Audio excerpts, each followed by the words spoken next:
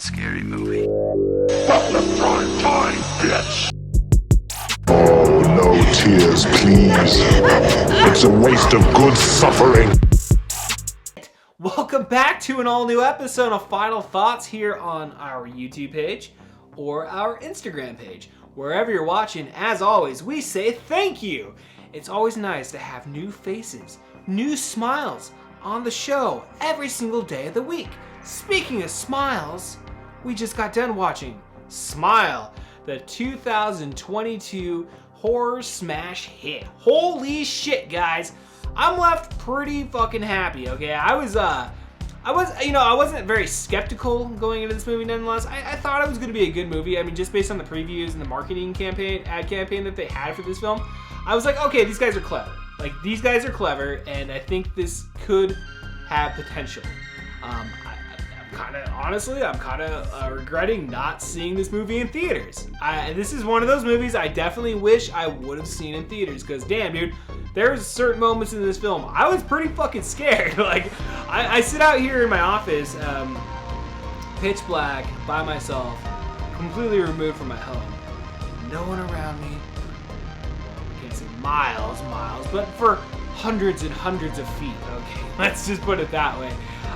Dude, I jumped a couple times, dude. Like, when her sister, like, came out, okay, spoiler, we're not even, okay.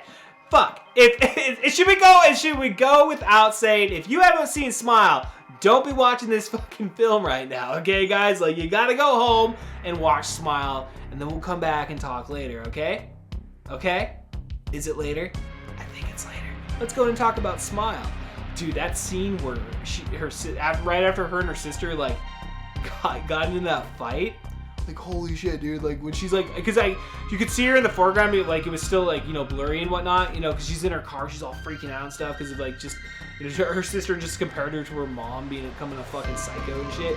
And, like, so her sister comes back out, and, like, you just see her and just, like, I'm all anticipating, oh shit, she's gonna have that smile, dude. She's gonna have that smile.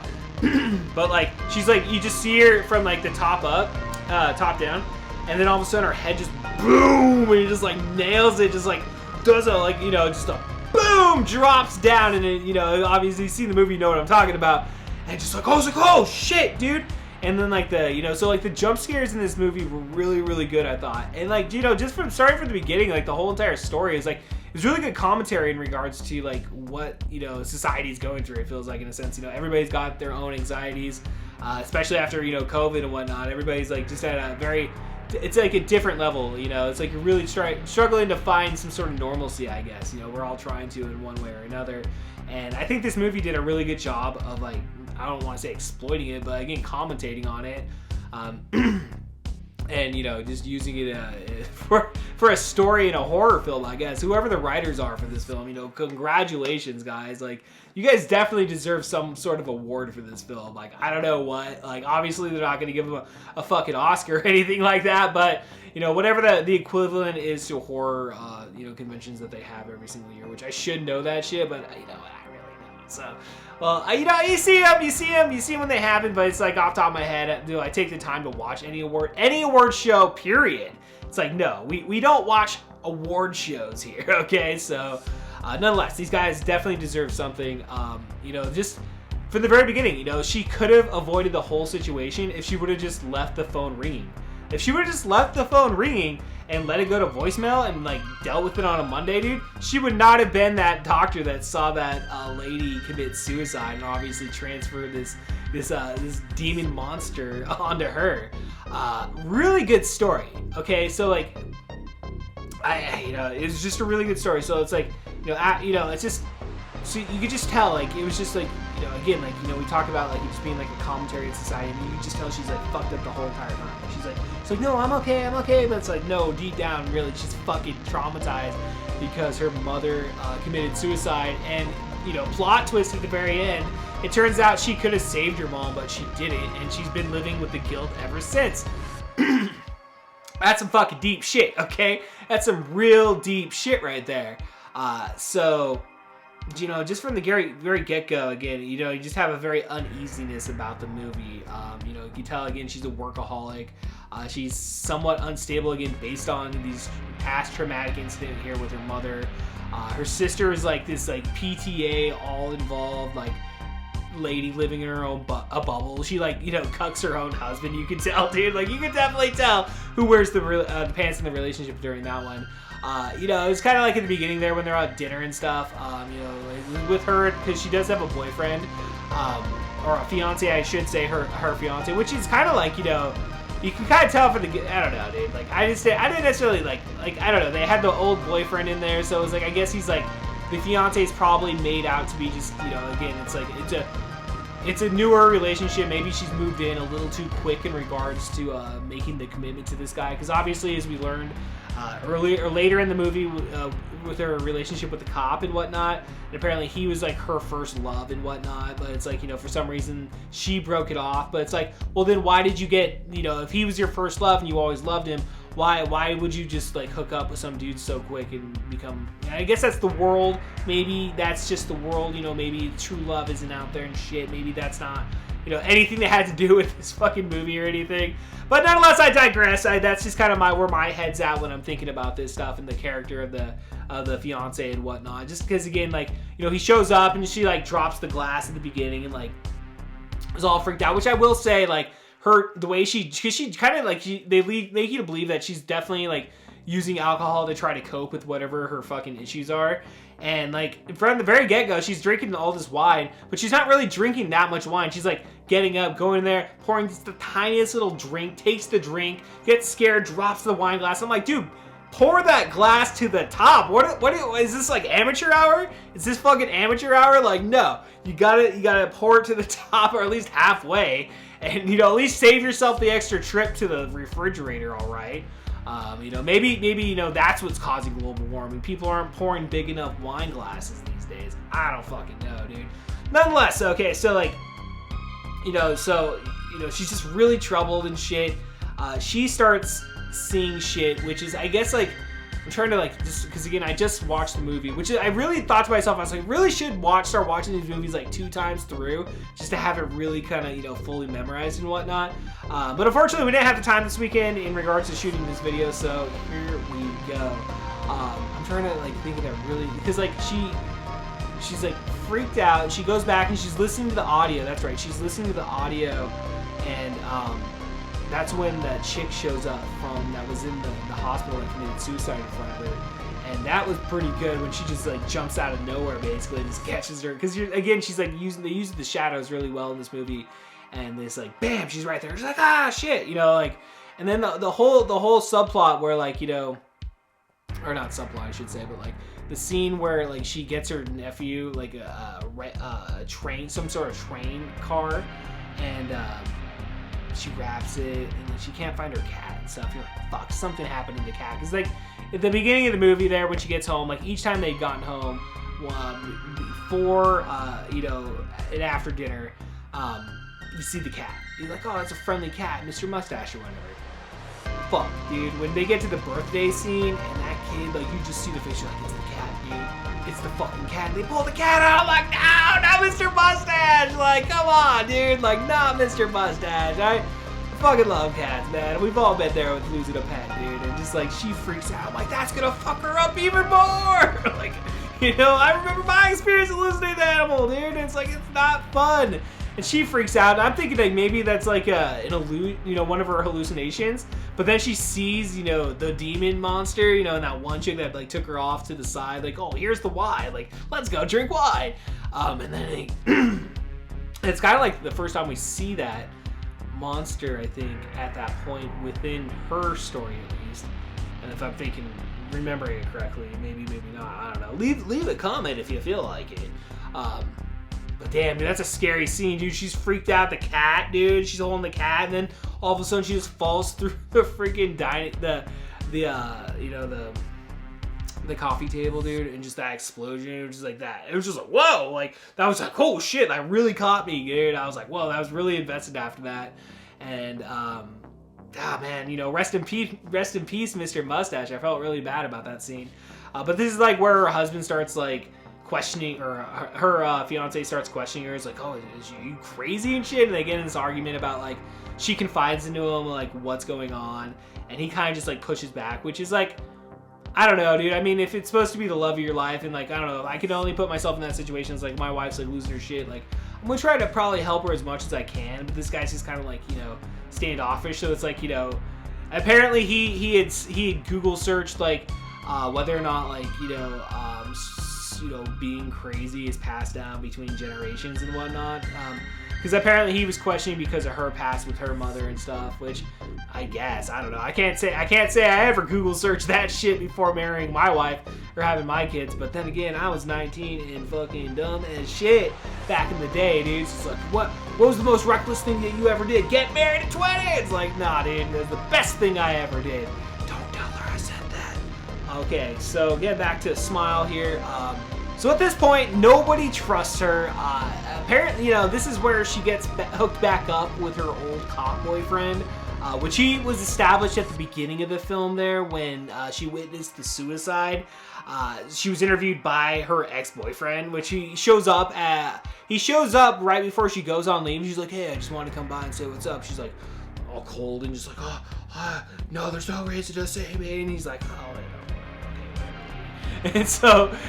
yeah. Okay. So yeah, she shows somehow like they hook up, not necessarily hook up, but they hook back up, and she is able to get a bunch of information from him connecting to suicide. So she starts like putting the story together about how like it's this demon monster that travels from person to person, basically forcing them to kill themselves within a week's time span most of the time. Most of them don't even make past 4 days. Okay, that's what they at least tell us within the film here. Each death more violent and violent. She ends up at the house of the guy that killed himself in front of the girl before that girl killed her. I guess it's like, you know, there's a big timeline here. And I recognize that dude, but I couldn't, like, I don't know if that was that Jordan Peele? Was that dude? You know, Key and Peele or whatever. It's kind of what it looked like. It's kind of who it looked like, I should say. But she shows up at this house telling the lady that she was like some sort of like reporter or something. And so she starts getting all this information, and then like it comes out that she's like, no, I'm the psycho. And she's like, get the fuck out. And it's just like, damn, dude, I was really invested. Like, at this point in the movie. She ends up going to because apparently because at one point her ex-boyfriend goes down, because she shows up at his house. They go through all the police reports. She leaves. He continues the research, and then he comes up with even more information and finds out that there's actually one person that kind of did break the cycle, but didn't break the cycle. Like, he at least wasn't the one that, like, because apparently the only way you could get rid of this demon is if you kill somebody in a very violent fashion, but there has to be a witness in order to like transfer it to that next person or whatever. Okay, again, lots of shit going on there. Pretty scary shit when you really break it down. So she shows up at the jail and stuff, and like, you know, again, she's like, you know, I'm a doctor trying to, you know, find information for my patient. But then again, it comes out that she's the psycho, and he freaks out. He's like, don't you fucking even come near me anymore, demon monster. It's like dream monster, demon monster. I don't know. But damn, dude, he got fucking scared, and they again, they're off. At this point, she kind of like is just like, okay, I have to face this alone. Which I was like, you know, oh, you're the first person to come up with this. You're like, yeah, maybe I should just be alone, okay? If this thing's gonna take me, it's gotta take me alone, okay? We're just gonna end the cycle now. But here, she goes and faces basically her inner demons, more or less, because this is at the point where she shows up at her mom's old house, which they kind of established at the beginning of the film. Because like her sister made the comment like, oh, we should sell it. And she's like, I can't sell it yet. Like, you know, she just was completely just shot it down. And so she shows up, and you kind of get there, and she's like, what are you gonna sell, lady? Like, this is like some boarded up garbage. Like, it's fucking scary shit, dude. It's just like, you know, kind of reminded me of the house in Nebel Street. If you ever watched or read Stephen King's It, I was like, this is kind of what the house would look like, in my opinion. Based on when I used to read the book, that was always kind of what I saw in my head. Not what you saw during the Hollywood, you know, film a couple years ago. Which it was like, to me, it was too big. Like, Nebel, like if you were to read Stephen King's It, like this is this is how I always thought the house would look like. That being all said, she goes in there and she's chilling, she's hanging out. She goes into her mom's room. You think something's gonna happen, nothing happens. But then, all of a sudden, she hears her mom. She confronts her mom, and again, that's when we find out that she could have saved her mom, but she didn't. But then, this. Oh yeah, dude! Fucking even before we get this, we gotta address the scene where she shows up home after being in jail, and it's her fucking therapist because they had bum rushed her the day before. Her and her fiance were there, and she's like, dude, fuck all you guys, and she's got the hell out of there. And that's when she went to the ex-boyfriend's house. Whatever. Okay, we're all over the place. We never said we had our thoughts and notes together for this shit, but here we are. We're in this together, okay? We're in this together. You and I, smiles and all, okay? But dude, okay, so that was probably the scariest part, I thought, was so she's in her house with her doctor. Her doctor's basically like, hey, I gotta report you unless you can prove to me that you can take care of yourself, okay? So they're sitting there talking, going back and forth. The phone's ringing. She's like, oh, you should answer that. Don't you need to answer that? And in my mind, I'm like, just let it go to fucking voicemail. The phone call got you into trouble in the first place. And dude, sure as shit, dude, she answers it and it's her doctor, dude. And again, this demon monster can impersonate people and shit, and just again, that's fucking Pennywise the Clown shit, dude. I love that type of shit, man. It's so scary. And then so she's on the phone, she's like, she's like, hey, I've been trying to get a hold of you all day. And then she realized oh fuck, I'm all alone in my house with this fucking monster. And that's when she just fucking stands up. She's freaking out. She she falls down the back of her down the stairs and stuff, and the monster just fucking steps on over the couch and comes down. Her voice is all different, and I forget exactly what she said there, but she grabs her by the neck and just that was the scariest part of the movie in my opinion. But again, fast forwarding then to her inside the house confronting her mother. The mother, it's funny because the mother turns into this again this kind of this 7-foot kind of monster, It's I don't know, we use 7 foot it's kind of like Barbarian, what we were talking about earlier in the week with that monster. But this was a demon monster that can change and morph into whatever, Damn, dude. So you were led to believe that she wins. She caught the monster on fire. She catches the house on fire, which is kind of what you're thinking is gonna happen anyway. But so we're led to believe that that's what happened. She's driving home. She's you're actually thinking to yourself oh shit, she actually got out safe. She's actually gonna make it out. She gets to the boyfriend's house. I'm sure a lot of people may have saw this part coming. But it was then you see the smile. It gets dark. She's like, holy shit, I'm not out of the fucking dream, man. The hallucination's going. She runs out the door. She's running outside her mom's house, so she's back at the house. I'm just whoa! At this point, I'm just fuck, dude.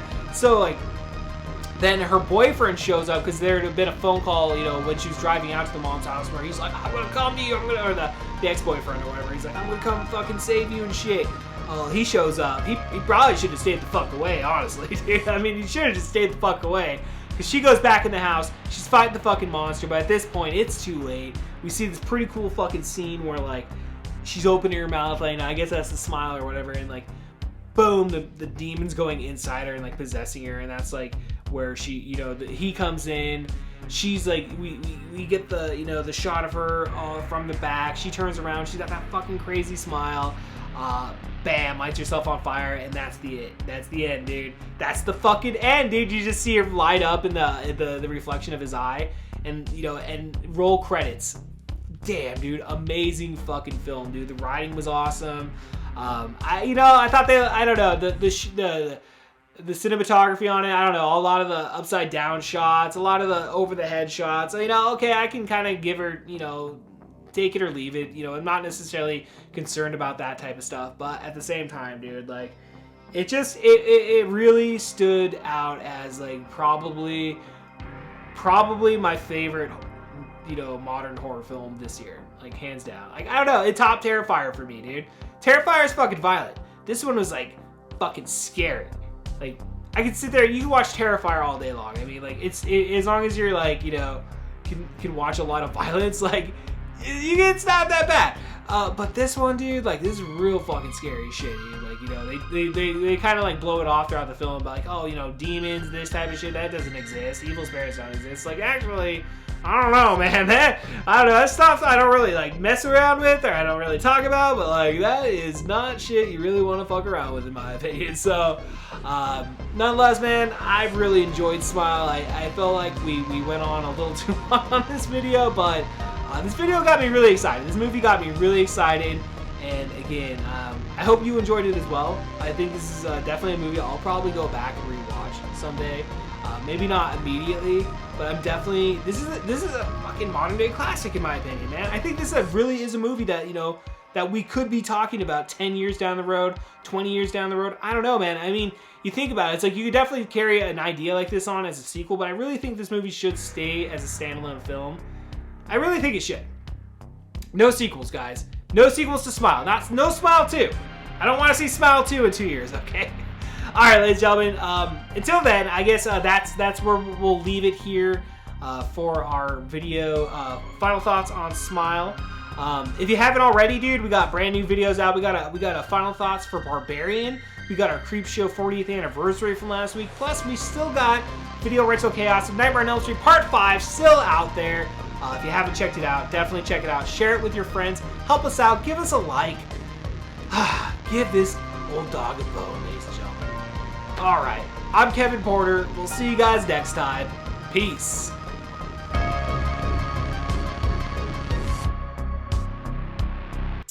No. Be afraid. Be very afraid. They're coming to get you, Barbara. Red rum. Red rum. Red rum. Red rum. I took care of it. That's why God made fathers, babe. That's why God made fathers.